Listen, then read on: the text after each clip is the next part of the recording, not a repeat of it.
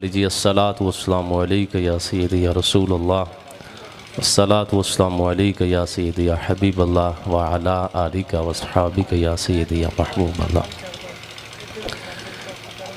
अल्लाह रब्बुल इज़्ज़त की हम्द व सना के बाद आक़ाए दो आलम नूर मुजस्सम शफ़ी मुअज़्ज़म नबी मोहतशम मासूम आमना अहमद मुज्तबा जनाब मुहम्मद मुस्तफ़ा सल्लल्लाहु अलैहि वसल्लम के दरबार गहरबार में उनके हुज़ूर नाज में अपनी मोहब्बतों का खराज पेश करने के बाद ज़ीनत मसनद सरारत पीर तरीक़त रहबर शरीयत आबरूए इल्म दानिश हुज़ूर सैयदी व सनदी मुशफ़िक़ी मुहसनी सुभान अल्लाह ख्वाजा ख्वाजगान हज़रत ख्वाजा नवीद हुसैन नक्शबंदी अल्लाह ताला आपको सेहत व आफ़ियत वाली दराज़ी उम्र नसीब फरमाए और जिन बेकसों के दुखी दिलों का सहारा इनकी ज़ियारत है, अल्लाह इस रोशन चेहरे को हमेशा इसी तरह से ताबानियों के साथ हंसता मुस्कराता हुआ आबाद रखें, आमीन। चंद बातें सादा सादी करनी हैं। मौलाना रूम रहमतुल्लाह अलैह लिखते हैं कि एक बच्चा गलियों में दौड़ता फिर रहा था। किसी ने पूछा, बच्चे इतनी सख्त गर्मी है, पसीने से शराबूर हो गए हो, क्या सबब है, क्यों दौड़ते फिर रहे हो? कहा, मैं अपना साया पकड़ना चाहता हूँ, साये के पीछे भाग रहा हूँ, वो आगे आगे है, मेरे हाथ नहीं चढ़ रहा। तो उन्होंने कहा कि अगर साये को पकड़ना चाहते हो तो फिर किसी सियाने बंदे से इसकी जांच सीखो कि इसको पकड़ना कैसे है। कहा, फिर आप ही मुझे बता दें अपने साये को कैसे पकड़ूं। बच्चे की जो पुश्त थी वो सूरज की तरफ थी। कहा, अपनी पुश्त को सूरज की तरफ ना करो बल्कि चेहरा सूरज की तरफ कर लो। सूरज की तरफ चेहरा हुआ। कहा, बेटे अब देखो, अब तेरा साया किधर है? दाएं देखा इधर भी नहीं, बाएं देखा इधर भी नहीं, सामने भी नहीं है, पीछे देखा तो साया। का अब तुम आगे आगे दौड़ो, ये तुम्हारे पीछे पीछे दौड़ेगा। सुभान अल्लाह। का यही मिसाल अल्लाह वालों की होती है। ये मखलूक खुदा का रुख दुनिया से मोड़ कर खुदा की तरफ जोड़ देते हैं। सुभान अल्लाह। और कहा, जब किसी का ताल्लुक, किसी का रुख खुदा की तरफ हो जाता है, फिर आगे आगे वो होता है, पीछे पीछे मखलूक खुदा कशां कशां चली आती है। सुभान। नफ्स मार दी ये नजरे पीर कामिल, नफ्स मार दी ये नजरे पीर कामिल, नहीं मारिया किसे भी शिकार करके। और किसी ने क्या खूब कहा था, जब कभी दस्ते करम वो बढ़ा देते हैं, खाक के जर्रों को खुर्शीद बना देते हैं। सुभान अल्लाह। मौलाना रूम रहमतुल्लाह अलैह ने एक और बड़ी ज़बरदस्त बात लिखी। फरमाते हैं, कोई गरीब शख्स था, उसके घर में कोई मेहमान आ गया। अब उसके घर में कुछ भी नहीं था। मेहमान ने कहा कि मुझे चाय पिलाओ। अब उसके घर में दूध नहीं था, किसी के घर दूध लेने चला गया कि मेहमान को चाय पिलानी है। मेहमान हुक्के का भी शौकीन था। उसने कहा कि मुझे हुक्का भी दो। अब घर में आग भी नहीं है। फिर किसी के घर चला गया कि मुझे उबले दे दें, पंजाबी में जिसको हम थापियाँ कहते हैं, ताकि इसको जलाकर हुक्का तैयार कर दूं। फिर मेहमान ने खाना खाना था, कहा मुझे दही पसंद है, मुझे दही ला दो। वो बार बार कहीं आ रहा है, कभी इधर जा रहा है, कभी उधर जा रहा है। रास्ते में सूफी मोहम्मद अली जैसा बंदा मिला। उन्हें पूछा, किधर? उन्हें क्या, मेहमान आए ने, कदे दुध लैन जाना, कदे दही लैन जाना, कदे गोई लैन जाना। मैनू समझ नहीं आती ये मंगना कदे मुकेगा भी या नहीं। सूफी साहब जैसे बंदे ने जवाब दिया, अगर हमेशा हमेशा मांगने से जान छुड़ाना चाहते हो, फिर दही लैन ना जा, किसी को मई लैन जा। सुभान अल्लाह। मई जदों आ जाएगियां, दुध भी मिलेगा, उबले भी मिलणगे और दही का इंतजाम भी हो जाएगा। बिला तशबीह बिला मिसाल, बिला तशबीह बिला मिसाल, बिला तशबीह बिला मिसाल। जो अल्लाह से अल्लाह को मांग लेता है, फिर उसको किसी शय की कमी नहीं रहती, फिर जो कुछ रब का होता है वो सब कुछ उस बंदे का हो जाता है। सुभान अल्लाह, सुभान अल्लाह। और वो हदीस पाक में भी आता है, मन काना लिल्लाही, जो अल्लाह का हो जाता है, कान अल्लाहु लहू, फिर जो कुछ रब का है सब कुछ उसका हो जाता है। सुभान अल्लाह। कोई किसी का अदना सा भी किसी के घर में मुलाजिम लग जाए, नौकर लग जाए, वो जब उस गली से गुजरता है ना, उस घर को देखता है जिस घर में वो नौकरी करता है, लोगों को भी बताता है ऐ साडा घर है। कोई किसी की गाड़ी का ड्राइवर लग जाए, लोगों को फख्र से बताता है ये मेरी गाड़ी है। एक बेटा अपने बाप की सारी विरासत को कहता है ये हमारी ज़मीनें हैं, ये हमारे घर हैं, ये हमारे बंगले हैं, ये हमारा सब कुछ है। यार वो किसी का किसी के साथ इतना सा ताल्लुक़ नौकरी वाला भी जुड़ जाए, वो सब कुछ कहता है ये मेरा है। तो जिसका ताल्लुक़ रब से जुड़ जाए, फिर रब का जो कुछ है वो उसका क्यों नहीं हो।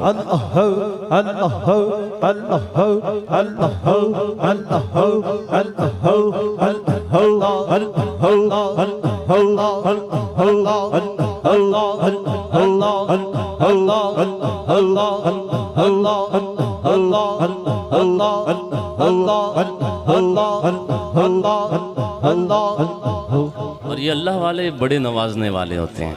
कोई एक नबीना था, समझाने के लिए नबीना कह रहा हूँ, वो आंखों से नबीना था मगर दिल से बीना था। किसी फ़कीर के चौखट पर गया, किसी ने कहा कैसे आए हो? कहा बुज़ुर्गों की ज़ियारत के लिए आया हूँ। कहा आंखें तो तेरी है नहीं, आया तो ज़ियारत करने है। आंखों के बगैर भी कोई ज़ियारत होती है। सर्दी का मौसम था, उसने कहा कि यार मुझे यहाँ से उठाओ, मुझे बाहर सेंध में ले चलो। हल्की हल्की धूप निकली हुई थी। कहा मुझे बताओ ये सूरज मुझे नज़र आ रहा है? कहा सूरज तो नज़र नहीं आ रहा। कहा जो इससे किरणें फूट रही हैं, जो हरारत, जो इसकी शुआएं धूप की सूरत में आ रही हैं, क्या इससे मेरी सर्दी दूर होगी या नहीं होगी? उसने कहा जी बिल्कुल होगी। क्या सूरज को जब मैं देख नहीं रहा तो इससे मुझे फ़ायदा कैसे हासिल होगा? कहा तुम क्या कहना चाहते हो? कहा कि बेशक सूरज मुझे नज़र नहीं आ रहा, मगर इसकी जो हरारत है वो मेरे जिस्म को गरमा देगी। बेशक मैं अपनी इन आँखों से अपने पीर के चेहरे को नहीं देख सकता, मगर पीर जो इश्क इलाही की आग में जल रहा है वो तो मेरे सीने को जरूर जो है वो अल्लाह की मोहब्बत की जला बख्शेगा, सुभान अल्लाह, और इसकी हरारत को बख्शेगा।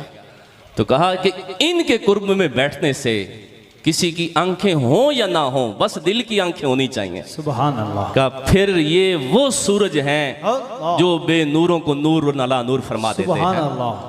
प्यारे महबूब सल्लल्लाहु अलैहि वसल्लम के गुलामों, मौलाना रूम रहमतुल्लाह अलैह ने एक और बड़ी ज़बरदस्त बात लिखी।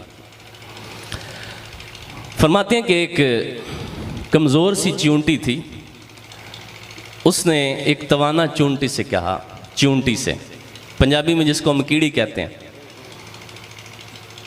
उसने कहा कि क्या हमारा नसीब भी कभी खुलेगा कि हमें ज़ियारत खाना काबा हो जाए?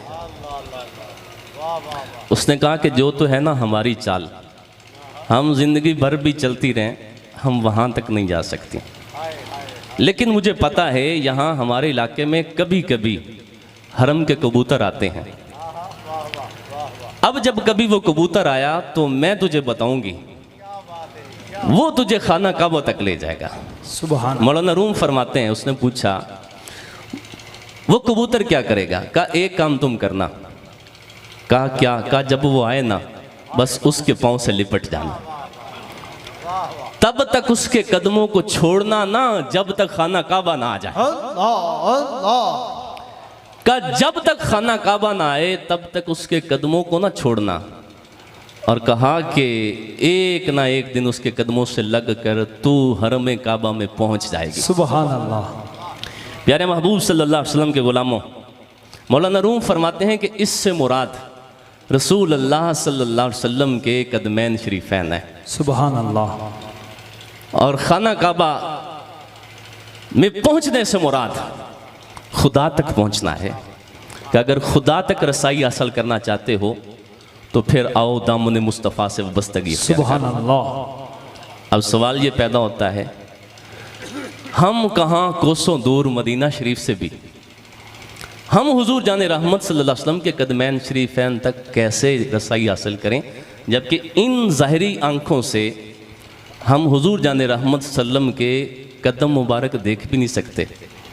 मौलाना रूम फरमाते हैं कदम मुबारक नहीं है, नक्शे कदम तो मौजूद है ना, का नक्शे कदम को ही अख्तियार कर लो। सुभान अल्लाह। इन नक्शे कदम के ऊपर चलते जाना चलते जाना चलते जाना, एक ना एक दिन महबूब के कदमों तक पहुंच जाएगा। सुभान अल्लाह। का वहां से फिर वो तुझे खुदा तक पहुंचा देंगे। सुभान अल्लाह। कहा फिर ये नक्शे कदम क्या है? कहा ये नक्शे कदम वो हैं इस उम्मत के औलिया, का इनके नक्शे कदम पर चल जाओ। सुभान अल्लाह। नक्शे कदम से मुराद हजरत अबू बकर सिद्दीक है। अल्लाह अल्लाह। नक्शे कदम से मुराद हजरत शाह नक्शबंद बुखारी मौजूद। सुभान अल्लाह। नक्शे कदम से मुराद हजरत इमाम मुजद्दिद अल-फैसानी है। नक्शे कदम से मुराद हजरत ख्वाजा नवाबुद्दीन है। नक्शे कदम से मुराद हजरत ख्वाजा मासूम है। नक्शे कदम से मुराद हजरत ख्वाजा करामत है। नक्शे कदम से मुराद हजरत ख्वाजा मुनीर हुसैन है। और आज हमारे सामने इस नक्शे कदम से मुराद हजरत ख्वाजा नवीद हुसैन है। का इनके नक्शे कदम से वो बस्तगी इख्तियार कर लो। का ये वो नक्शे कदम है जो तुम्हें महबूब के कदमैन शरीफैन तक पहुंचाते हैं। सुभान अल्लाह। तो कहा कि इनके साथ तुम्हारी वाबस्तगी कैसी होनी चाहिए। मेरे संगियान तरीकत सुनिए, का इन नक्शे कदम के साथ तुम्हारा ताल्लुक इतना गहरा होना चाहिए कि मिसाले नक्शे कदम बैठ कुएं जाना में, मिसाले नक्शे कदम बैठ कुएं जाना में, मिटा तो सके तुम्हें कोई मगर उठा ना सके। का मिटा तो सके तुम्हें कोई उठा ना सके। का इस अंदाज से महबूब की गलियों में आकर बैठ जा। कहा दुनिया वाले जितनी मर्जी अपनी जुबानें चलाते रहें, जो मर्जी करते रहें, कहा तू प्यारे महबूब और अपने शेख के कदमैन के नक्शे कदम को छोड़कर कहीं ना जाना। अल्लाह अल्लाह। कहा एक ना एक दिन तुझे ये महबूब तक रसाई हासिल करवा देंगे। माशाअल्लाह। मौलाना रूम फरमाते हैं इश्क दो तरह का होता है। एक इश्क तबई होता है, वालदैन से मोहब्बत है, वालदैन से इश्क है, बहन भाइयों से इश्क है, दोस्त अहबाब से इश्क है। एक ये इश्क है जो देख के होता है। का एक इश्क वो होता है जो बिन देखे होता है। का बिन देखे इश्क की बड़ी कीमत है, बिन देखे इश्क की बड़ी वैल्यू है। का ये इश्क तू अख्तियार कर ले। कहा ये फिर कैसे हासिल होगा? का किसी आशिक के पास बैठा कर। का आशिक की सोहबत तुम्हें एक दिन आशिक बना देगी। सुभान अल्लाह सुभान अल्लाह। मौलाना रूम से पूछने वाले ने पूछा मुझे कुछ इसका प्रैक्टिकली कुछ नज़ारा चाहिए। उठे, वहां पर चूल्हे के ऊपर एक देग रखी हुई थी और उसके नीचे लकड़ियां थीं, सुक्कियां भी तो गिल्लियां भी। अल्लाह अल्लाह। कहा अगर सिर्फ गीली लकड़ी को जलाएं तो ये जल जाएंगी। उसने कहा नहीं। कहा ये देखो जल रही हैं। कैसे? कहा गौर कर, जो गीली लकड़ियां हैं उन्होंने आकर अपना सर वहां पर रख दिया है जहां खुश्क लकड़ी मौजूद है। सुभान अल्लाह। कहा जब गीली लकड़ी ने खुश्क लकड़ी के कदमों में अपना सर रखा, कहा जैसे वो जल रही थी इसने भी जलना शुरू कर दिया। सुभान अल्लाह सुभान अल्लाह। कहा गौर कर, खुश्क लकड़ी और गीली लकड़ी के जलने में भी बड़ा फर्क है। मौलाना रूम फरमाते हैं कि आशिक की 6 निशानियां होती हैं। तो उन 6 निशानियों को बयान करते हुए आपने पहली निशानी ये बताई कि आह सर्द, ठंडी आहें भरता होगा। कौन? जो आशिक है, जो इस राह का नया नया मुसाफिर है। का इस लकड़ी को देख जल भी रही है, साथ सू सू की आवाज भी आ रही है। कौन? गीली लकड़ी। आह सर्द। फिर फरमाया रंग जर्द। जब गीली लकड़ी जलती है साथ साथ उसकी रंगत भी बदलती रहती है। फिर फरमाया चश्मे तर, आगे से जल रही होती, पीछे से पानी निकल रहा होता है। का अपनी आंखों से आंसू बहा। का अपनी रंगत तेरी खौफ खुदा मोहब्बत इलाही में इस तरह से तेरा रंग जो है वो जर्द हो जाए और तू ठंडी आहें भरा कर। का आशिकों की सोहबत भी अख्तियार कर, ये 3 वसफ भी अख्तियार कर ले। का तेरे ये 3 अमल एक दिन तुझे इनके सदके से तुझे भी इश्क इलाही के अंदर मुब्तला कर सुभान अल्लाह। का ये भी एक ना एक दिन तुझे इश्क इलाही का जाम पिला देंगे। मौलाना रूम फरमाते हैं कि सिफर ने एक दिन एक से बात की कि तुसी की कम कर दो। उन्हें कहा भाई मेरा कम इल्म हिसाब वाला है। उन्हें कहा जी ओ किवें? उन्हें कहा साडे नाल जेड़ा भी जुड़ जाता है असी उनकी भी वैल्यू वधा देने। सिफर से मुराद मैं तो अपने आप को ले रहा हूं, एक से मुराद जिनके कदमों में बैठे मैं उनको ले रहा हूं। सुभान अल्लाह। सिफर ने कहा फिर सानू भी कदी अपने नाल रख लो। उन्हें कहा तुहाडी आप दी मौज है, आप ही कलियां फिरदे हो, साडा ते काम ही लोगों को अपने नाल मिलाना। सिफर आई, एक ने फौरन जगह दी, कहा पहले मैं 1 था तू 0 था, अब हम 10 हो गए, वैल्यू इतनी बढ़ गई है।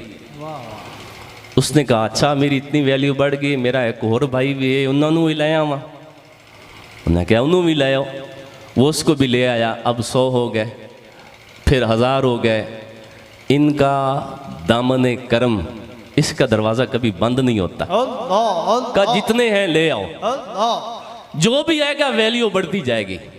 लेकिन एक बात याद रखना, तुम्हारी वैल्यू इस एक की वजह से है, मैं कुछ भी नहीं, ये मेरी तेरे नाल निस्बत नहीं। मैं सब कुछ हाँ, सब कुछ हाँ, कब? जब इनसे निस्बत होगी। वो कहते हैं ना कि कोई किसी शेख का मुरीद था, तो एक दिन उसने अपने शेख तरीक़त से जाकर अर्ज़ की कि हज़रत बहुत परेशान हूँ, घर के हालात बहुत ज़्यादा परेशान कुन है, कुछ मेहरबानी फरमाएं, कोई वजीफ़ा बताएं। मेरे घर का चूल्हा जलता रहे। साहिब करामत बुजुर्ग थे, एक कागज़ उठाया, ऊपर 1 लिख दिया, कहा जाओ सराहने के नीचे रख दो, रोज़ाना 1 रुपया मिलेगा। ये भले दौर की बात है जब 1 रुपये की वैल्यू होती थी। आजकल तो 100 रुपये से कम फ़कीर भी नहीं लेता। तो खैर अल्लाह बरकत वाले दे, वो थोड़े भी हो तो बड़े होते हैं। पीर का दिया हुआ 1 था, उसने सराहने के नीचे रखा। 1 रोज़ाना मिलता है, मौज करता है। एक दिन पता चला कि यहाँ इलाके के अंदर कोई एक और शेख आए हैं, वो भी अल्लाह के वली थे। उनके पास गया, वो भी नज़र वाले थे। जाकर अपना फिर मसला बयान किया कि मैं परेशान कुन हूँ, थोड़ा सा मेहरबानी फरमाएं। कहा वो जो तेरे पीर ने 1 दिया था ना, वो इधर ले आ। अब समझ लीजिएगा। उसने कहा कि अच्छा ए जेडे बाद वाले पीर ना, ये मेरे पीर तो बड़े बड़े पीर ने। मेरे पीर ने 1 दिता, दूजे ने 9 दिते, तीसरे ने 90 दे दिते। तो काफ़ी दिनों के बाद वो एक दिन बाई चांस चला गया अपने पीर खाने पर। पीर साहब ने पूछा सुना भी बेलिया की हालात ने? उन्हें कहा जी की हालात, सुभान अल्लाह, बड़िया मौजा ने। तुसा सिर्फ 1 रुपया दिता, तुहाडे ते सब कुछ लुटा दिता, जान दी, वक्त दिता, सारा कुछ किया, तुहाडे हथों विक गया, तुसी 1 दिता। मैनू 1 करनी वाला मिलया, उन्हें मैनू 9 दिते, फिर उस तो वड्डी करनी वाला मिले, उन्हें 90 दिते। अब मैं अच्छा चलो कोई गल नहीं, आज मैं और लाया। उन्होंने क्या किया, वो 1 जो लिखा हुआ था, जो उन्होंने अपने हाथ से लिखा था, उन्हें कहा बेलिया असी आधा 1 वापस लेने, तेनू 90 मुबारक हो, 99 तेनू मुबारक हो। बस वो 1 उतरा, बाकी क्या बचा? 0। कहा अगर अपने शेख के साथ तेरा ऐसा ताल्लुक हो, वो तुझे जो वजीफ़ा बताए, वो जो तुझे वजीफ़ा दे दे, वो तेरे ऊपर जो भी नजर करम कर दे, कहा फिर तुझे ज़माने भर के जितने मर्जी बड़े मीर, अदब सबका करो, बेअदबी किसी की भी नहीं होगी। ये बात भी याद रखनी चाहिए। बहुत सारे ऐसे बदनसीब लोग भी होते हैं कि जो अपने पीर की मोहब्बत में ऐसे आगे बढ़ते हैं कि दूसरे पीरों को वो मुसलमान समझना भी पसंद नहीं करते। माज़अल्लाह, ये गलत है। हाँ, ये समझो कि मेरे पीर जैसा कोई नहीं, बाकी भी सुभान अल्लाह, सुभान अल्लाह। तो फिर ये वो निस्बत है जो इंसान को कहाँ से कहाँ तक पहुँचा देती है। प्यारे महबूब सल्लल्लाहु अलैहि वसल्लम के गुलामों, आखिरी गल ते गल बिल्कुल ख़त्म। एक बादशाह सी, उनका एक कीमती लाल गुम हो गया। उन्हें ऐलान किया जेड़ा ये लाल तलाश करके ले आवे 40,000 दिनार इनाम देंगा। लोगों ने तलाश करना शुरू कर दिया। चंद दिनों के बाद वो कीमती लाल मिल गया। अब वो जब बादशाह के दरबार में लेकर पहुंचा तो उसको 40,000 इनाम देने से पहले बादशाह ने कहा जो जो इस लाल को तलाश कर रहा था उन सबको भी लेकर आओ, ये आप सबके लिए ये मोहब्बतनामा है। तो जब वो सारे आ गए, दर्जनों की तादाद में लोग थे, तो बादशाह ने ऐलान किया कि वज़ीर को हुक्म दिया कि इन सब को भी 40,000 दो। वो वज़ीर कहते हैं ना कि चाय से ज़्यादा केतली गर्म होती है, तो बाज़ सेक्रेटरी भी इस तरह के होते हैं। अब बादशाह का हुक्म था, उसने हुक्म नहीं माना। उसने उल्टा आगे से सवाल किया कि मिला एक को है, सबको क्यों दूं? तो अब सुने उसका जवाब क्या था। मौलाना रूम फरमाते हैं कि बेशक मिला एक को है, मगर तलाश तो सभी करते रहना। का बेशक याफ्तन एक है, लेकिन इसके साथ साथ जुस्तन तो कितने ज्यादा हैं। का मैं बादशाह हूं, मेरी बादशाहत का तकाजा ये है कि बेशक मिला एक को है, चूंकि था ही एक, मिलना भी एक को था, मगर कोशिश तो सबने बराबर की है ना। का जिसने कोशिश की है वो कामयाब हुआ है या नहीं हुआ, मैं ये नहीं देखता उसको मिला या नहीं मिलता, मैं ये देख रहा हूं कि उसने कोशिश तो की है ना। सुभान का लिहाजा जिसने कोशिश की है वो सब के सब बराबर इनाम के हकदार हैं। सुभान। तो लिहाजा ऐसी मजालिस के अंदर आना, हाजिरी लगाना, इनके कदमों में हाजिर हो जाना, सच्चे दिल से इखलास के साथ हाजिर हो जाना, कोशिश करते रहना, ये सबसे बड़ी कामयाबी है।